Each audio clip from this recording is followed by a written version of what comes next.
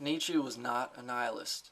Just because he understood the possibility of the existential meaninglessness of existence doesn't mean he affirmed it. He understood why people would feel that way, but he did not affirm it. He said a nihilist is a man who thinks the world as it is ought not to be, and the world as it ought to be doesn't even exist, which is a contradiction.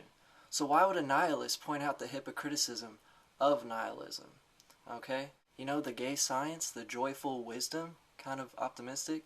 Actually, he even got the idea from Emerson, because he called himself the professor of the joyous science. There's a lot of notes that say he couldn't have known that he called himself that, but I think he found out somehow. In that book, he not only says live dangerously and God is dead, but in the same negation of God, it's where he first introduces amor fati, love of fate. Italian, you know, he says he wants to learn to love what is necessary in things. You know, what is necessary, what has to be done.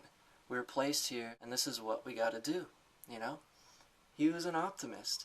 And actually, in Marilyn Manson's autobiography, Long Hard Road Out of Hell, I got it when I was kind of young, but the very first page was a Nietzsche quote from the Genealogy of Morality, speaking of the anointed one who might come one day. And I think Marilyn Manson obviously wasn't the anointed one, but he's interested at least in the implications of an Übermensch in Nietzsche's fashion. I'll put that passage here for y'all to read it.